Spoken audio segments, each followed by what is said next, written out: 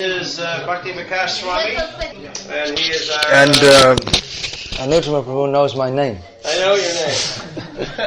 And I see him in India from time to time, but I was asking him his history when he took sannyas and his times in Bangladesh, and he'll tell you that, he said. So we get all the dates and times right, because I don't know all those details. I just know he's a great devotee, and we're happy to have him. No, you got it wrong. You got it all wrong. Well, you're happy to have me. That's your Vaishnav nature. Well, as I wrote in my book, Jai Srila Prabhupada, I can not only tell you about this life, but I can tell you about my previous life. I have knowledge of my previous life. In my previous life, I was a dog, and I'm still a dog, but now I'm Prabhupada's dog. That is my life story. And I wandered in the door of ISKCON, and they mercifully accepted me in 1975. In 1977, I went to India with the intention of staying there, and more or less stayed, although I was quite a long time in Bangladesh and other places also. So, Om Jnana Timirandhasya Jnananjana Shalakaya Chakshur Militam Yena Tasmai Shri Gurave Namaha. Srila Prabhupada said, if you want to know me, read my books. So on Prabhupada's order, I'm also writing books. So maybe you could see some of them afterwards. And speaking is also kirtan. Hari Katha Kirtan. Where is that? Hridaye Balila Keba Dayata Dashera Shiva Gopi Dhanna Katha Kirtan. Bhaktivinoda Thakur said that someone told in his heart that the service of Dayata Das, namely Bhaktisiddhanta Saraswati Thakur, is Gopi Dhanna Katha Kirtan. Katha Kirtan, speaking or discussion and glorification of Gopi Dhan. So Gopi Dhan means the treasure of the gopis. Who is that? Gopi Parana Dhana, Krishna. There's another discussion of what is Gopi Dhan, that Swarasiki Siddhi Braja Gopi Dhan. The treasure of the gopis is their opportunity to serve Krishna in their own particular mood. Anyway, I don't usually talk about the gopis much because that's a very high level. We should aspire to be Gopi Bhartur Dasa Dasa Anudasaha. Chaitanya Mahaprabhu identified himself as the servant of the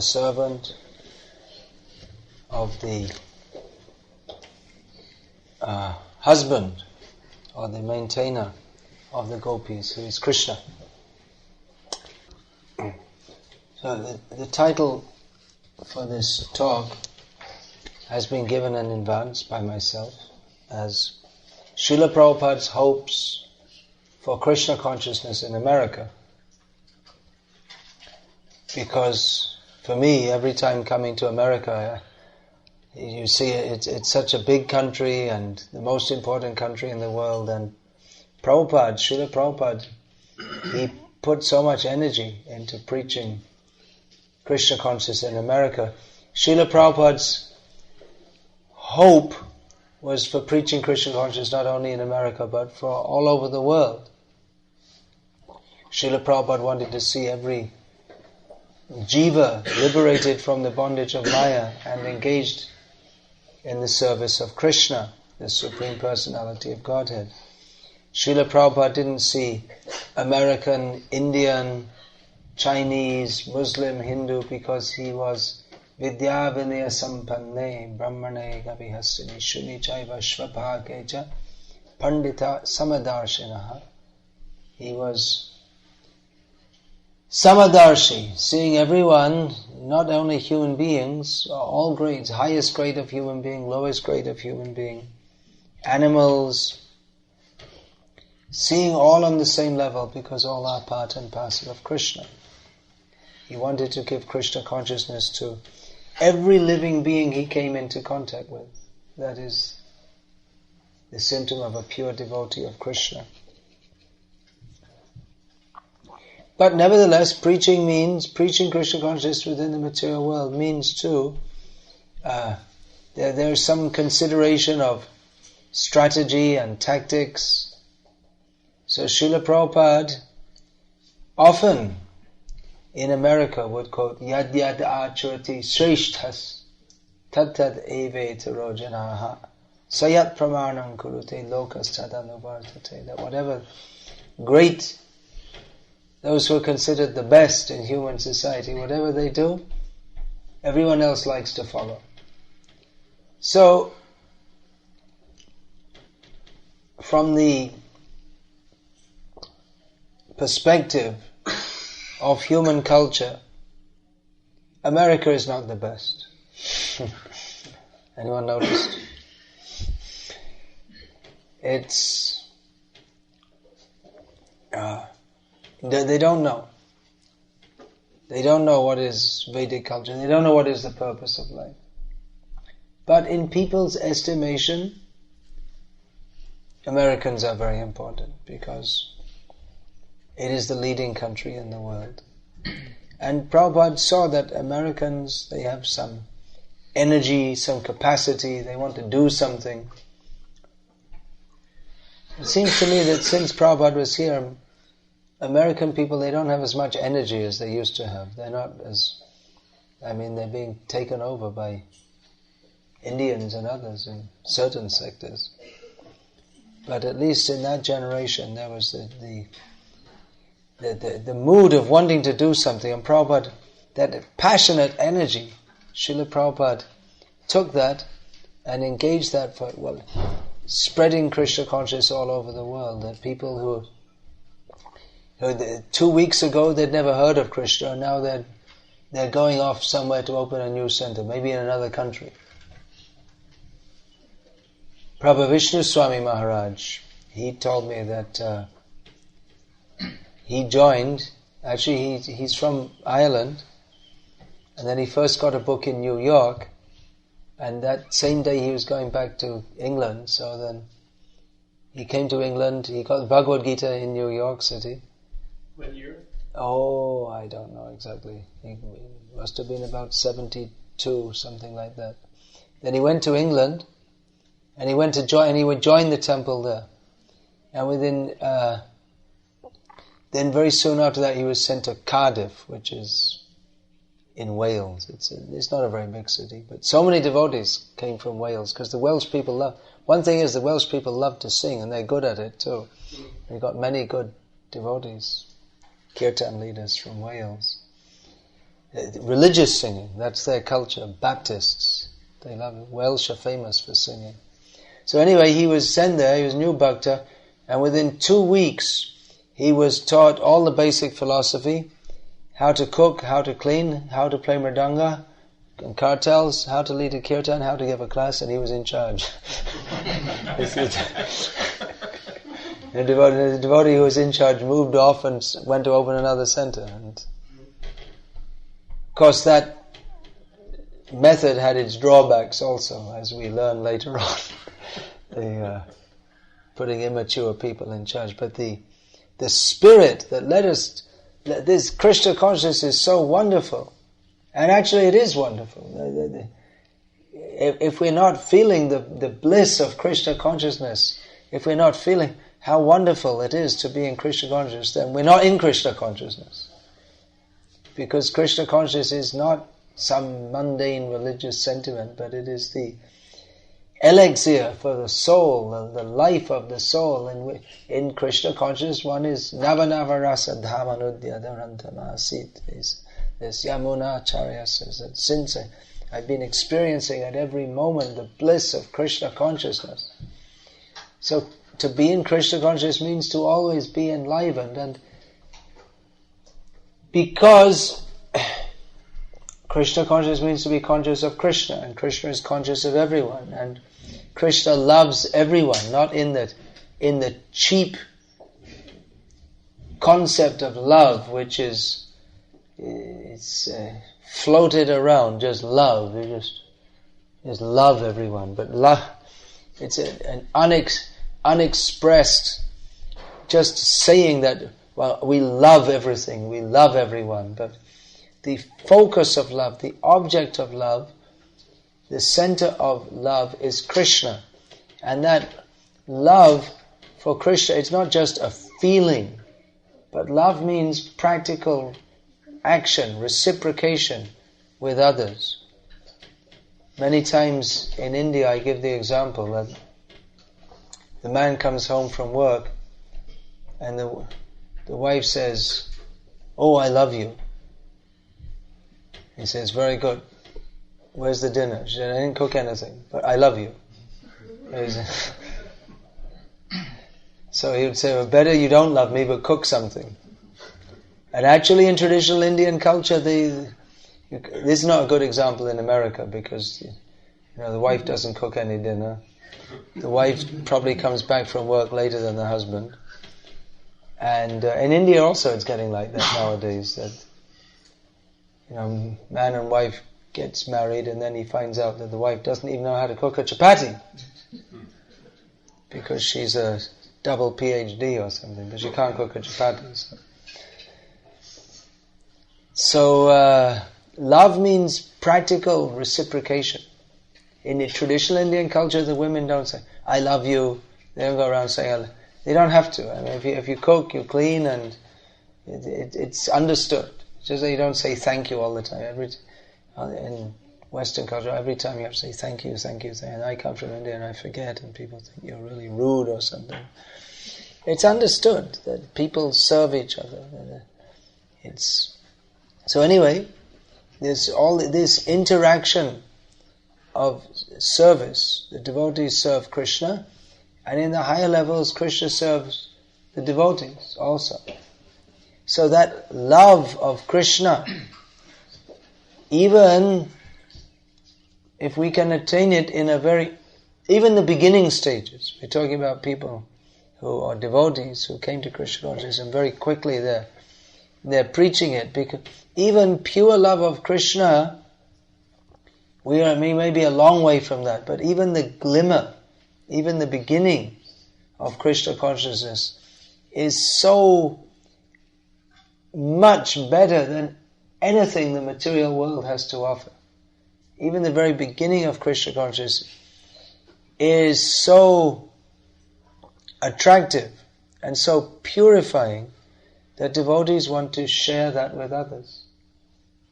So if we don't have that spirit of wanting to share Krishna consciousness with others, that means that, well, we're not really in Chaitanya Mahaprabhu's Sankirtan, that's for sure, because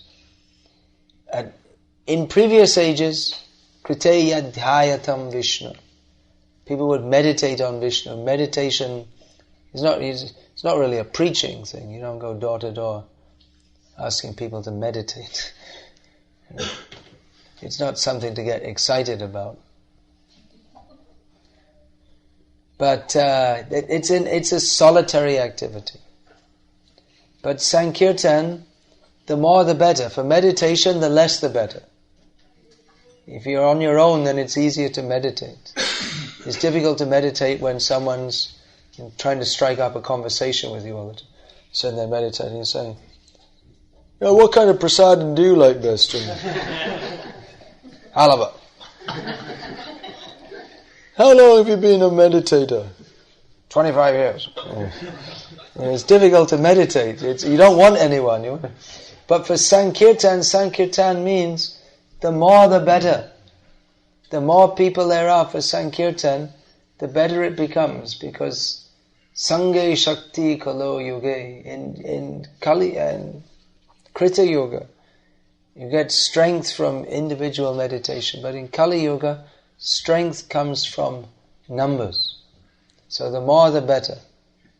Bahubhya militva yat kirtanam sankirtanam. Sankirtan means Sangha, glorifying Krishna together.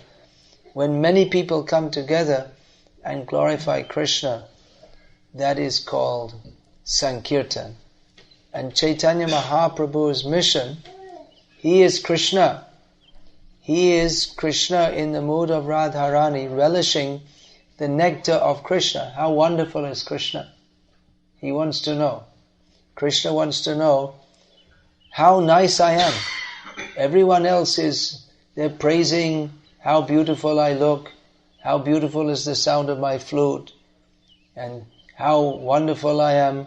So they're all enjoying loving me. I must be pretty good. I'd like to love me too, but I can't because I'm me. All right, so then he takes the mood of Radha Bhavidyuti Suvalitam Nomi Krishna Swarupam. Chaitanya Mahaprabhu is Krishna, but his mood, his feelings are that of Radharani, looking for Krishna. So, Radharani, she is the Radha and Krishna together, they are Bhagavan. Generally we say Bhagavan means Krishna. But Krishna is complete Radha Krishna. She is in the language of Srila Bhakti Siddhanta Saraswati Thakur, there's the predominating moiety and the predominated moiety. They are the two parts of the Absolute Truth. So Radha and Krishna combined are the Supreme Truth. But Radharani, she represents the compassionate nature of the Supreme Lord. He is compassionate, no doubt. But especially Radharani is very compassionate. And when Krishna comes as Chaitanya Mahaprabhu with the mood of Radharani, she's not only looking for Krishna for herself, but she wants that everyone should serve Krishna. So this is the mood of Chaitanya Mahaprabhu's Sankirtan movement. And Srila Prabhupada, seeing that America is the most powerful country, most respected country, most enterprising country, he put a lot of stress on preaching Krishna consciousness in America. He said that if the Americans take it up seriously, then the whole world will follow. And practically we see in India, in 1971, when Srila Prabhupada had probably not much more than 1,000 disciples, at that time he was going to propose to Indira Gandhi that grant, and most of his disciples were American, that grant immigration to 500 Western devotees.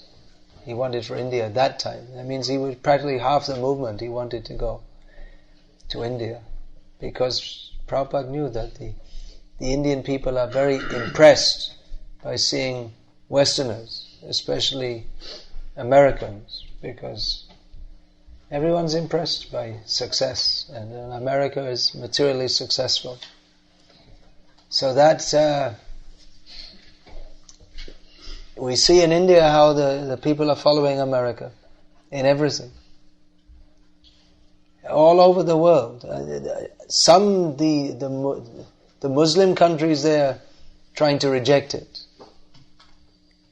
But, well, that's a generalization, because while the strict Muslims are trying to reject the Americanization, there are others who want it.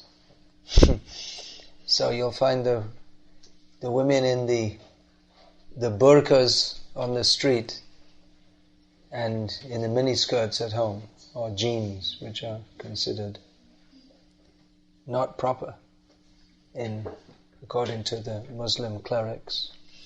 So India is following all the worst things that America has to give. It would be good if they followed some of the good things, like civic cleanliness, less gross corruption. I'm sure there's corruption here also, but it's not as gross as in India. Hygiene, civic cleanliness and hygiene, and thing. So that would be good. But instead, they're adopting all the worst things. But that fascination for America, that can be used for Krishna consciousness also. Even You see the Indians have come to America. When they go back to India, they become very important people in their village area. Is it? People think it's something very, very prestigious. You see, even in the villages in Bangladesh, you'll find so many Bangladeshis, they're working as construction site laborers in Dubai, toilet cleaners. When they go back to Bangladesh village, they're a big man, they're working overseas. They're cleaning a toilet in Dubai, but they're earning a lot more than most Bangladeshis are earning. So they think it's something very wonderful. Oh, he's a big man. So these are all actually foolish, mundane sentiments. Why should we think that Americans are better because they're better at indulging their senses, or better at opening slaughterhouses, or better at making weapons for destroying the world? But people are foolish, so even that foolishness can be channeled in Krishna's service. That out of this predominantly materialistic culture, if some people take to Krishna consciousness, that is a great statement, because all these countries, just like India, they want to be materialistic. But if they see that those who have had this or are born into that opportunity, if they say that this materialism, it doesn't bring happiness, then people take that seriously. So Srila Prabhupada, he wanted, many times he said, America should lead the world by Krishna consciousness. You were just saying about giving a book to Chelsea Clinton. Well, that happened also when Nixon was the president, that his daughter got Prabhupada's books. And Prabhupada was very pleased with that. That was reported to Prabhupada. He was very pleased, and he said Prabhupada was very hopeful, Srila Prabhupada is very hopeful that the intelligent class of men, as he used to say, would take notice of this Krishna conscious movement. Because if you see Prabhupada's books, they're written in a way that anyone of standard literacy can read them. But they're actually aimed at making people devotees, but the level or the concepts, it's definitely meant for intellectuals. It's not comic books. You can make comic books out of Bhagavad Gita, but it's never going to be the same as Bhagavad Gita as it is. You can get a general idea or a vague idea. But this is philosophy, and not philosophy like, what is it? I got the V at the beginning, but I couldn't remember the name. Vasilios. Sounds really Lithuanian to me. It's from Greece. Greek background. He's studying philosophy at the university. But as Prabhupada would say, that is foolosophy. Because they don't even know the foolosophy. But for all their talking, they don't even know the very first thing that Bhagavad Gita states, which is the difference between the soul and the body. They have no idea of it. They have no idea where even philosophy should begin. It's just their rambling mental thoughts which change all the time. There's no basis. Their philosophy is described in Bhagavad Gita. Asatyam apratishtam te jagadahuranishram. Apratishtam means there's no basis. There's no point on which every philosopher can agree. It's just my thought, whatever I perceive or whatever. So asatyam, there's no fixed absolute truth, and there's no God in control. This is the philosophy of the demons. So Srila Prabhupada wanted to give this knowledge. He saw that Srila Prabhupada in his travels, He traveled widely in America, and he liked to meet with intellectuals, university professors, newspaper reporters, and sometimes he'd roast the university professors for being such rascals. I mean, he'd shout at them and this and that, for cheating people, for teaching. Just like one man came to him, and Prabhupada, he said, "So, you're a professor, which subject?" He said, "I'm teaching Hinduism." And he said, "What do you mean by Hinduism?" So this professor gave what he thought was a very clever reply. He said, "I don't know." So Prabhupada turned to Swarup Damodar Das Brahmachari, who's recently passed away, and said, he addressed him that, he's also PhD, is Swarup Damodar Brahmachari at that time. So he said, "What do you call someone who purports to teach something that he doesn't know?" And Swarup Damodar Maharaj said, "A cheater, Prabhupada." So Prabhupada turned to the professor and said, "You see, he's also a PhD.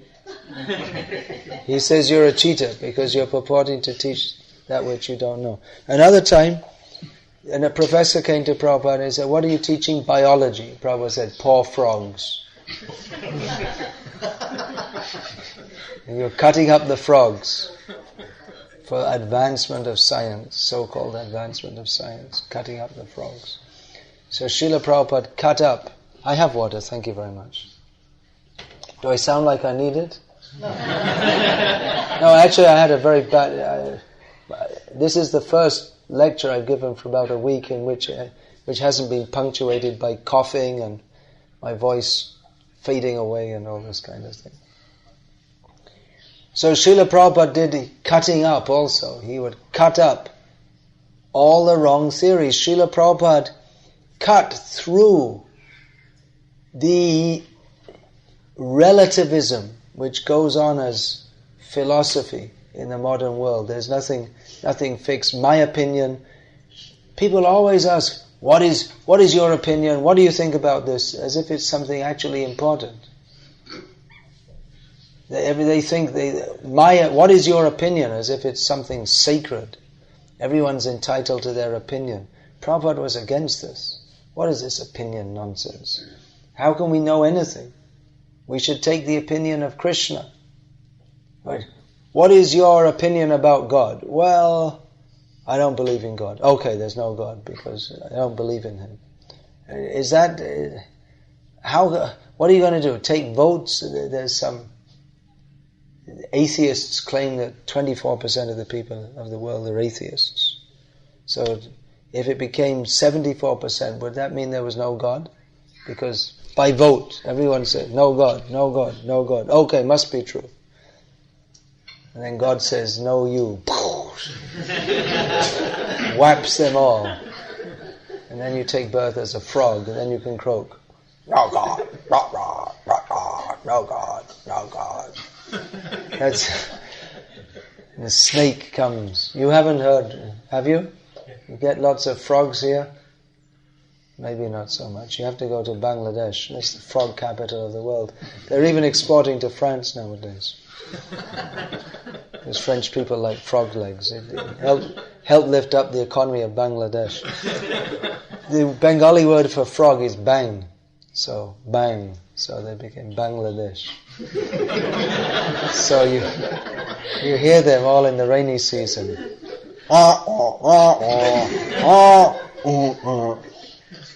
And then the snakes come. The snake can find them and gobble them up. So the people who like to deny there is God, they are gobbled up. That saying that they like to say there's no God. There was a graffiti someone wrote. I don't know. There's Nietzsche, the famous another German philosopher, certified madman, but considered one of the most important philosophers of the modern world. So one of his famous sayings is, God is dead. So Nietzsche himself died when? It was late 19th century, something like that. So someone someone having read Nietzsche's madnesses, called philosophy, thought this was a revelation to them, and they wrote it on the wall in big letters.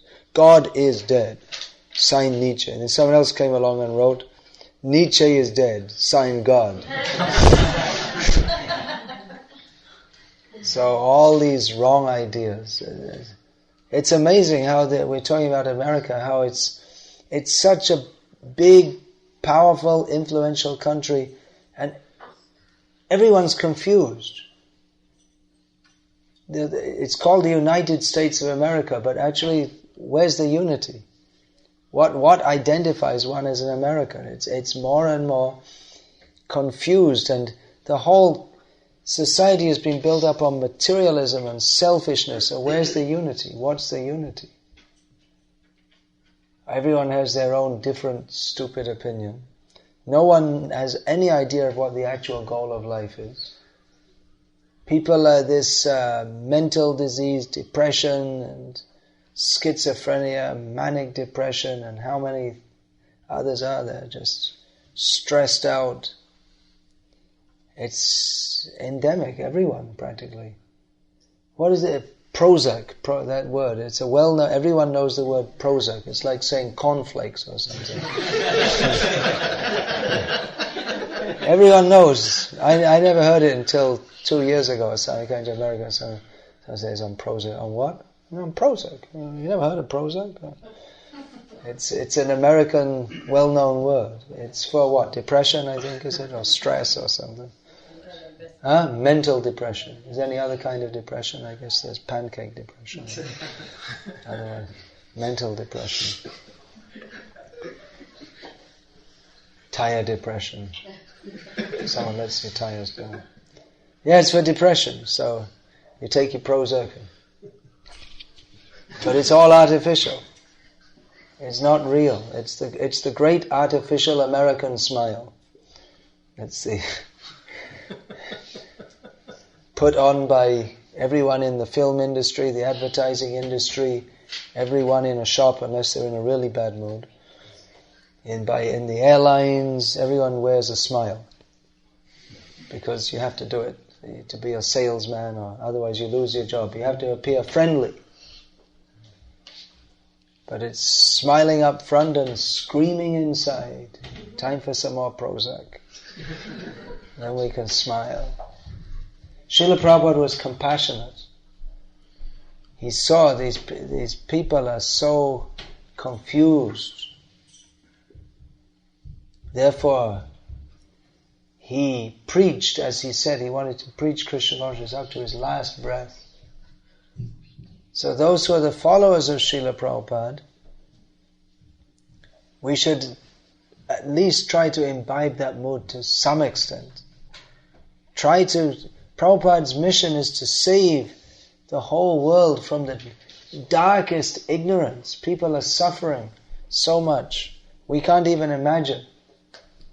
By Prabhupada's grace, we're chanting Hare Krishna, and those who are chanting Hare Krishna, we actually have a very nice life. We don't suffer depression. Of course, some devotees may have some mental problems, but if we actually apply ourselves to the process of Krishna consciousness, we won't suffer depression or inordinate anxiety. We have nice food, nice association. We have a very nice life. But we might forget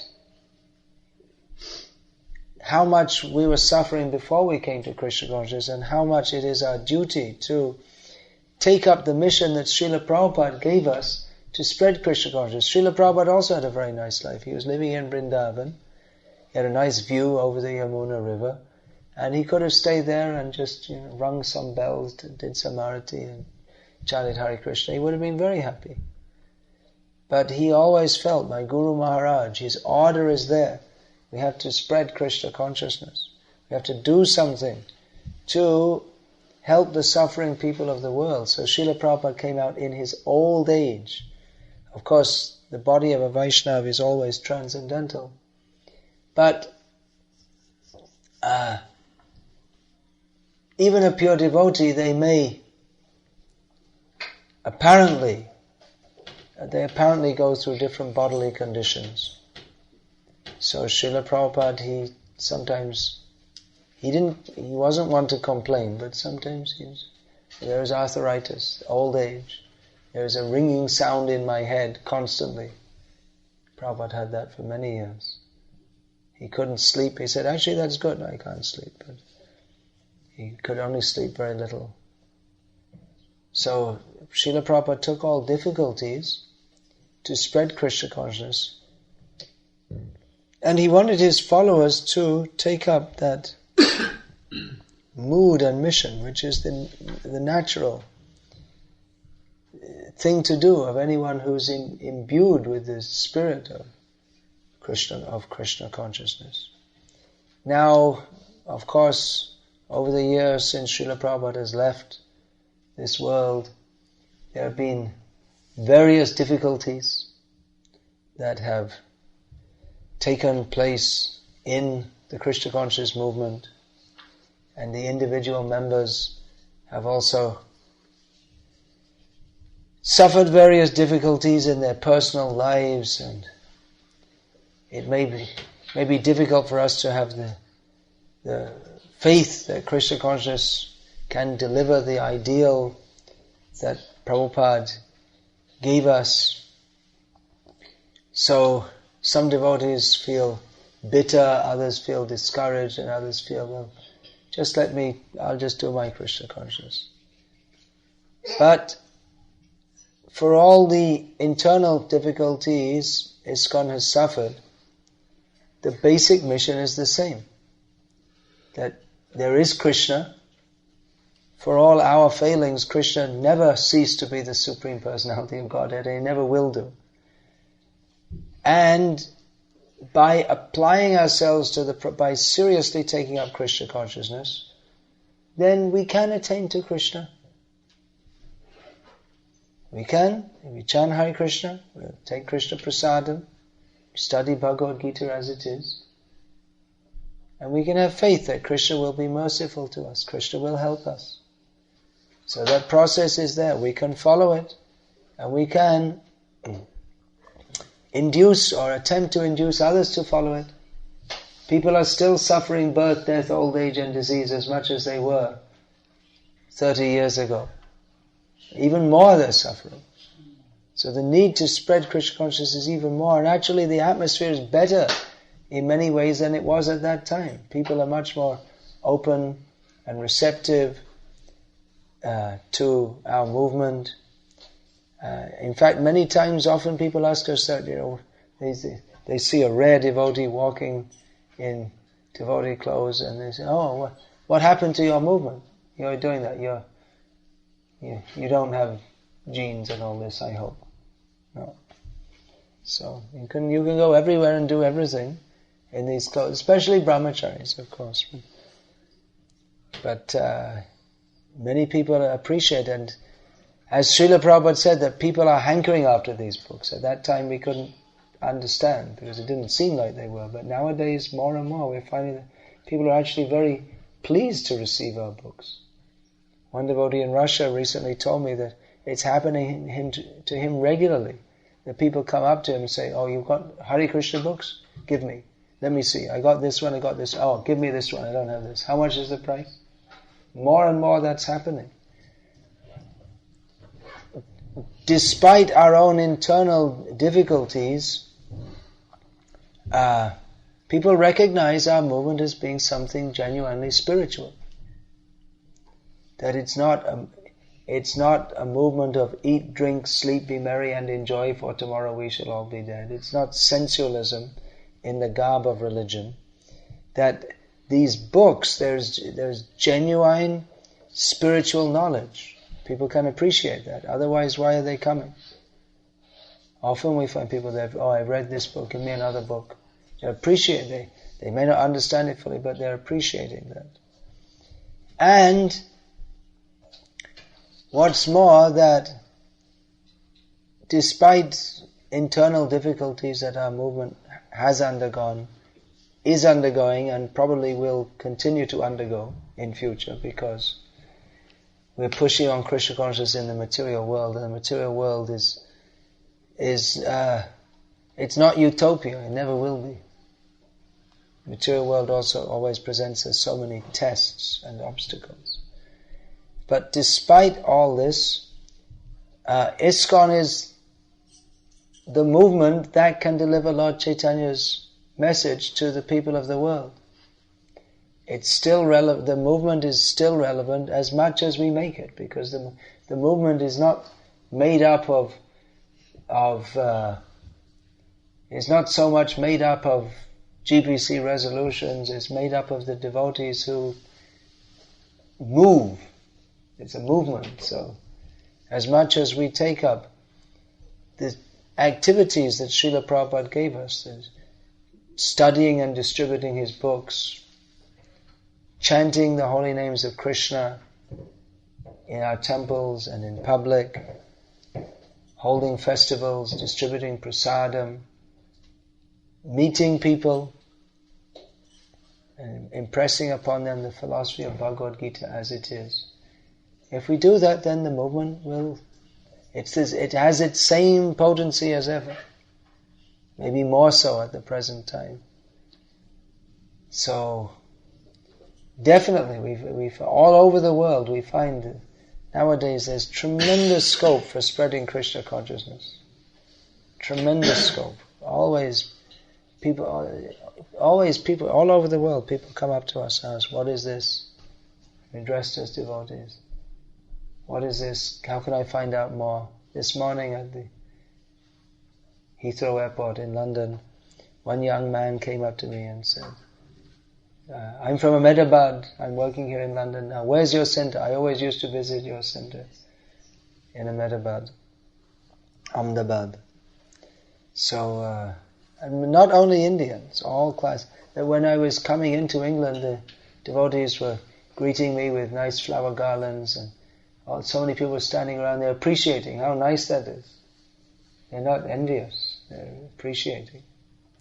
So there's very great scope.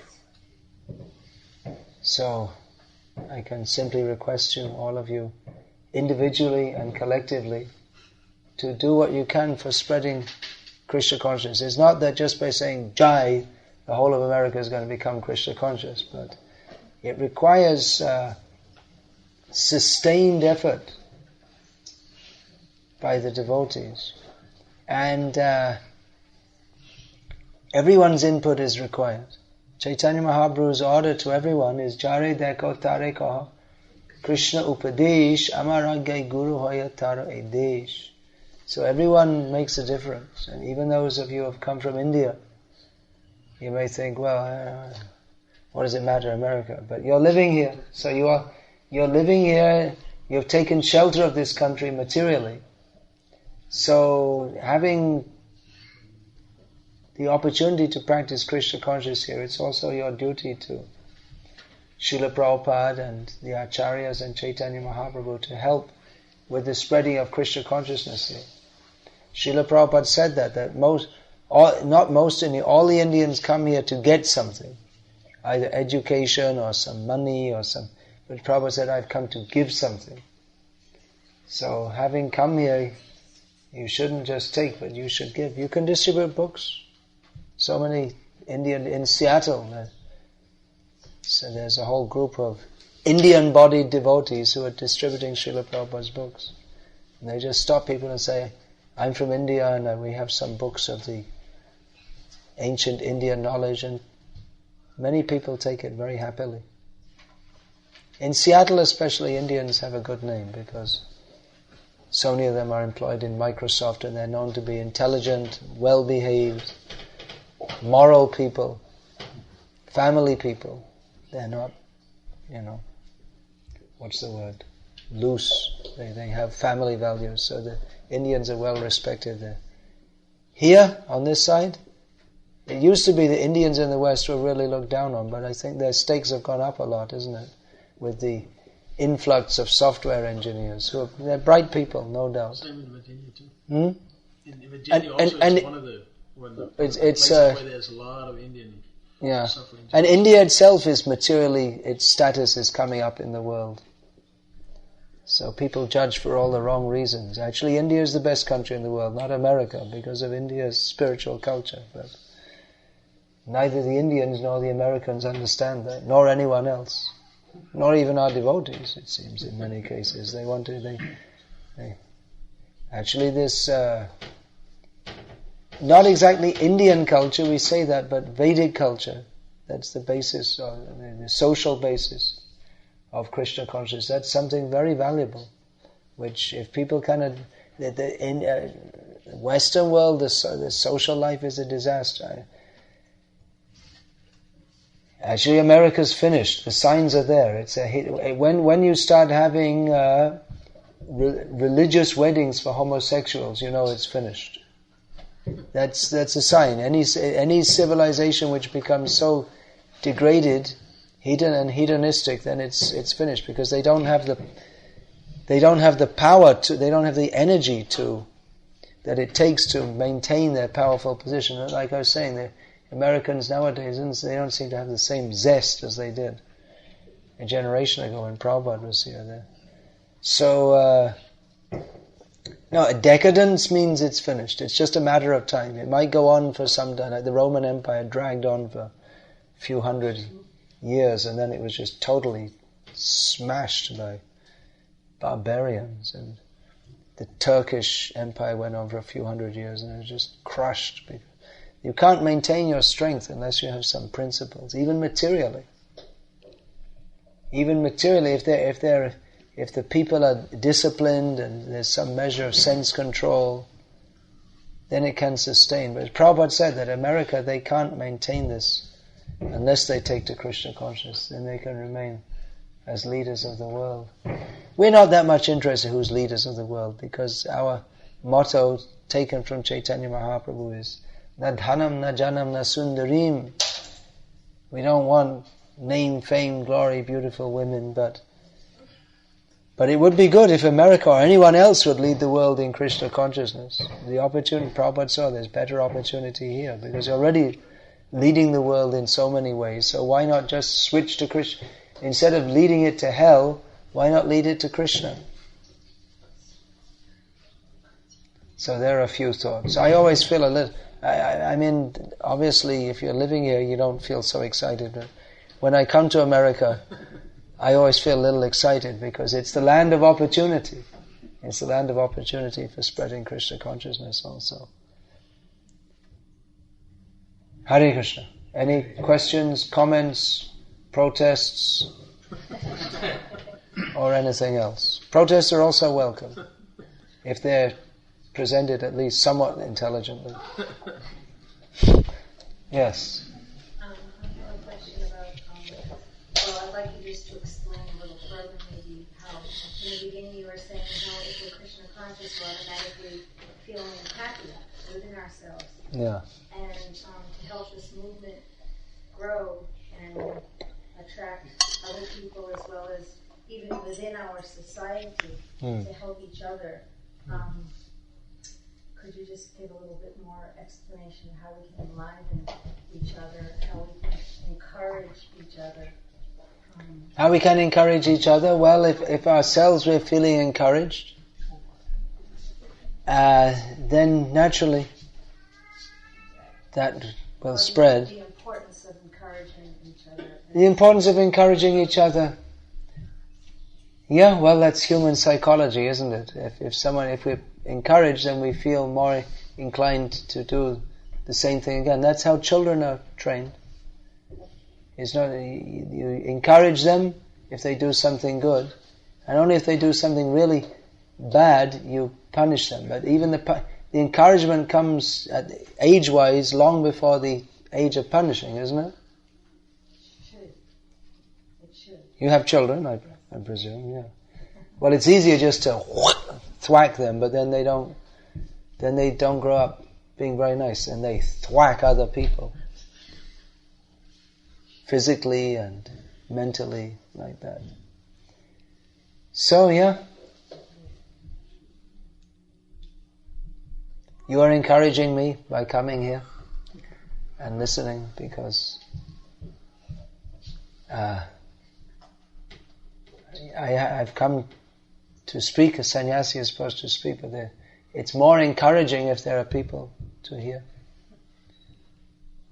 Prabhupada said, I didn't get any encouragement from my godbrothers, but still I've come on. So Prabhupada saying, if you're not encouraged, you should go on. But it helps if there's encouragement. Bhaktisiddhanta Saraswati Thakur, when some of his disciples told him they went to a meeting, but the meeting was no one came. They didn't meet anyone. So he said, so they just came back without doing anything. He said, no, you could have had a program. You could have, at least the four walls will hear you. That was his mood, that Hari Katha, discussion of Krishna, should go on. But it is easy if we encourage each other and help each other, no doubt.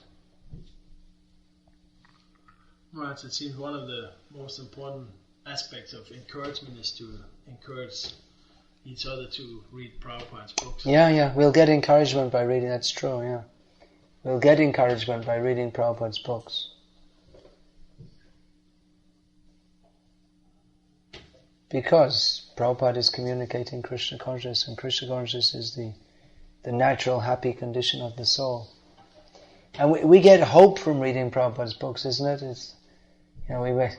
We might feel a little down or depressed or something like this. So how am I ever going to become Krishna conscious? And we open Prabhupada's books and we find that Krishna is still our best friend and Prabhupada's still our best friend. And there is hope even if we're fallen, or even if we're not feeling encouraged, we'll get hope from reading Prabhupada's books. And actually so many of our problems in our spiritual life come from not doing that. If you read Prabhupada's books regularly, we get strength, encouragement, enthusiasm, and the knowledge by which we can distinguish between Maya and Krishna consciousness. Everything's very clear in Prabhupada's books. So, very good point. And if I make another small point myself. Which actually I make all the time myself, isn't it? You know me. I'm always telling you. You do. I'm saying to these devotees here, two of them who happen to be my disciples. So, I'm always telling them, read the books, read the books, read the books. Another important point is when we're reading, because you're talking about distributing Prabhupada's books, when we read Prabhupada's books, then you want to distribute the knowledge, yeah. When we read the books, we want to distribute it. Yeah, please. How do you, how do you find the energy and enthusiasm to chant the japa every day? How do I find the energy and the enthusiasm to chant my japa every day? Well, I never really think about that. I mean, I don't think, today am I feeling the energy and the enthusiasm to chant. But, well, like I said, I don't really think about it. It's just, every day we have to chant. And when you've given your word to Prabhupada, and then how can you think of not doing it? It's like, how do you get your energy and enthusiasm to brush your teeth every day? It's just... If you don't brush your teeth every day, if you get up in the morning and don't brush your teeth, I'm too busy to brush my teeth. I don't feel like it today. It feels horrible, doesn't it? Sometimes when you're sick, you don't brush your teeth. You just don't have the energy to get up and move to the bathroom. So that can happen. But then you feel, ugh. So if you don't chant your rounds, then you feel, ugh. Got to chant. I don't know, does anyone else have any answers to that one? Yeah, okay. Well, the thing is, we're doing a Vaidhi Bhakti. So Vaidhi means whether we like it or not, we have to do it. So sometimes there may be and sometimes there may be some situations where one day one can really. It's It's a habit. Like I was saying, it's a habit, like brushing your teeth. We have to make up. Then the next, even if we miss some rounds, one day we have to make up for it the next day. Where's your wife? Prabhupada says a good wife gives encouragement to the husband. So I'll tell her to get on your case. You chanting your rounds today? Why are you chanting your rounds today? Get out of here, I don't want to see you, lock the door, don't come in this house, chant your rounds, you're in Maya. That's a good wife. You can quote me on that.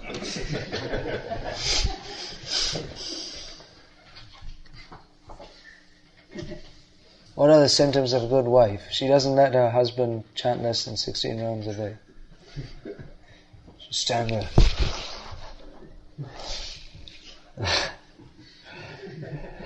She's a temple person. Yeah. Treasure it. Home ministry. You don't have home ministry. That's a British saying. Husband and wife have to encourage each other, especially this kind of situation. Prabhupada wanted that we have communities in which grihastas can live. Not only grihastas, all the four orders. And then by living together, we can encourage each other. In the absence of that, well, it's up to each of you to encourage and help each other. Sit with your wife, and she's a devotee since birth, and you are too, and say, hey, what are we doing here? We got this nice house, we got beautiful children, and we got nice friends, and what are we doing with our lives? Where are we going? You can sit and talk I don't know how you deal with your wife. Every man deals with his wife a little differently, as far as I understand. Everyone's an individual, and every couple are different couples, but you can do this family planning. Plan our lives so that we go back to Godhead together and bring our children with us. And then see what we have to do. It's a serious business, isn't it? Being a father. Very serious business. Apart from providing all the material needs, Guru nasasyat, swajano nasasyat, pita nasasyat, janani nasasyat, daivang natasyan na, patischa sasyat namochi adyah samapita mrityum. One shouldn't take the responsibility to be a guru, a relative, a father, mother, or husband, unless he can deliver his dependents from birth and death. It's a very heavy responsibility. It's much more than... It's a heavy responsibility to, pay the taxes and look after your children. That's a heavy responsibility. I just read the other day, 2 days, yesterday maybe, the famous purport in which Prabhupada says that in Kali Yuga it's more difficult to maintain a small family than it is to maintain a big empire. So it's not easy, but there's a heavy responsibility to impart Krishna consciousness, and that begins with the parents themselves being Krishna conscious. So you can do it. There are many working people all over the world who chant Hare Krishna. And with the way the world is these days, Prabhupada said that modern leaders will force you to work like hogs and dogs. They'll force you to work like that. More and more work. So many family men and women who are working, they chant their 16 rounds, maybe not the best quality, because maybe they're on the bus going to work, or that's not the best way to do it. But still, the fact that they're making the effort to do it is glorious, and Krishna will appreciate that. In many cases, I see it's not possible for grihastas, the way the life is lived in the modern world. They can't have a full morning program because the kids go to school at 7 o'clock or something. They have to get up before that. And in India, at least, they cook something for them before they go, to give them, to feed them breakfast, and again something to carry to school. So, and especially if you have young kids, it really upsets your. You can't have any plans, right? When they're very little, it's moment by moment adventures, as looking after the little kids. So, yeah. It's actually really only one. I just want to make the point that it can be, it might not be reasonable to accept the same level of sadhana for grihastas in the modern age as those of brahmacharis or sannyasis living in the temple, but it can be done. There are many grihastas in a similar situation to yourself who are chanting 16 rounds, and the commitment to do that, Krishna will appreciate that, even if it's not the best quality.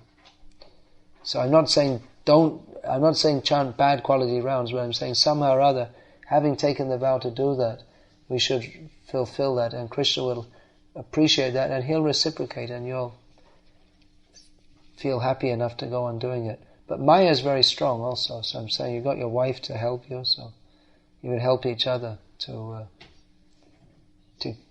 keep on the track, because without doing these things, where is the Krishna consciousness? Yeah, you're going to say something, Painiti Prabhu, and then I'll ask Mataji. Oh, you want? Yeah. To that about for grihastas. Yeah. That Prabhupada also had said that this, we even our ordinary duties, doing it in the right consciousness, to give Krishna to our husband, children, wife, in a nice environment, spiritual environment, then that is also preaching or sadhana. Right, yeah. Yeah. Preaching means charity, Prabhupada said, charity begins at home.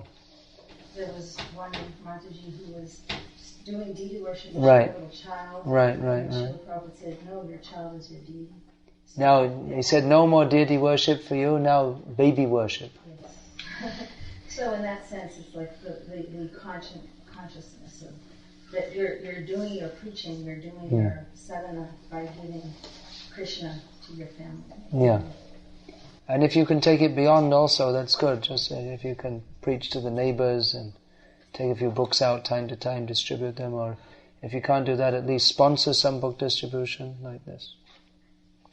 Anyway, from what I can see, I don't know you very well, but you seem to be a very nice devotee. So you're not doing that bad. Don't get depressed. Just pick up your bead bag. This is the alternative to Prozac. Yeah, what were you going to say? Well, first of all, the perfect example we have of the fixed up grihasta is Bhaktivinoda Thakur. Yeah. That would go to bed very early, which really seems to be the answer for a grihasta, because in the temple you always have the pressure of you have to be at the program. But when you're in a grihasta situation, you have to be mature yourself, and you have to be responsible to go to bed early enough. And actually, the earlier is the better. Actually, with small children, the children have to go to bed. That's true. Anyway. What's the time? And then you get up and you... It's getting late, isn't it? And yeah, they have to get the kids off to school in the morning. I think we should finish, actually. We're going over time here. It's 9:40. For me, on London time, it's almost time to get up. It's 2:40 in the morning. Okay, let's finish there. Thank you for reminding us. Early to bed, early to rise makes a man healthy, wealthy, and if you chant your rounds, wise. Hare Krishna. All glories to Srila Prabhupada.